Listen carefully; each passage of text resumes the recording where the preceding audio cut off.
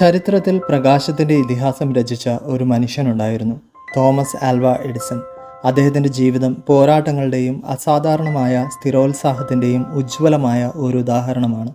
ലോകത്തെ പ്രകാശിപ്പിച്ച ഈ വലിയ കണ്ടുപിടുത്തക്കാരൻ്റെ യാത്ര അത്ര എളുപ്പമുള്ള ഒന്നായിരുന്നില്ല.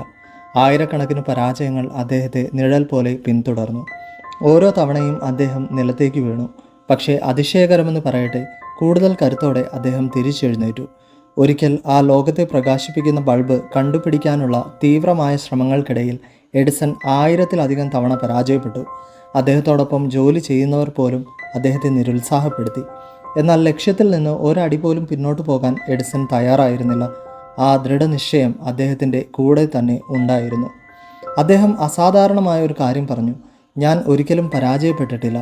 ഓരോ തെറ്റും ഞാൻ ലക്ഷ്യത്തിലേക്ക് നടക്കുന്നതിനുള്ള അടുത്ത ചുവടുവയ്പ്പായിരുന്നു. ഈ വാക്കുകൾ അദ്ദേഹത്തിൻ്റെ അചഞ്ചലമായ മനോഭാവത്തെയും പരാജയത്തെ പോലും വിജയത്തിലേക്കുള്ള ചവിട്ടുപടിയാക്കി മാറ്റാനുള്ള കഴിവിനെയും നമുക്ക് കാണിച്ചു തരുന്നു. ഒടുവിൽ 1001-ാമത്തെ ശ്രമം. അത്ഭുതമെന്ന് പറയട്ടെ, പ്രകാശം ആ ലാബിൽ നിറഞ്ഞു. ലോകം അതുവരെ കണ്ടിട്ടില്ലാത്ത ഒരു അത്ഭുതത്തിന് എഡിസൺ ജന്മം നൽകി. അദ്ദേഹത്തിൻ്റെ ഈ അതുല്യമായ കണ്ടുപിടുത്തം നമ്മുടെ രാത്രികളെ പ്രകാശപൂരിതമാക്കുകയും ഒരു പുതിയ പ്രകാശത്തിൻ്റെ യുഗത്തിന് തുടക്കം കുറിക്കുകയും ചെയ്തു. ഇന്ന് ലോകം മുഴുവൻ പ്രകാശത്തിൽ കുളിച്ചു നിൽക്കുന്നത് ആ മനുഷ്യൻ്റെ കഠിനാധ്വാനത്തിൻ്റെ ഫലമാണ്. തോമസ് എഡിസൺ നമ്മെ ഒരു വലിയ പാഠം പഠിപ്പിക്കുന്നു. നമ്മുടെ ലക്ഷ്യത്തിൽ ഉറച്ചു നിൽക്കുക. നമ്മൾ അനുഭവിക്കുന്ന പരാജയങ്ങളെ വിലപ്പെട്ട പാഠങ്ങളായി കാണുക.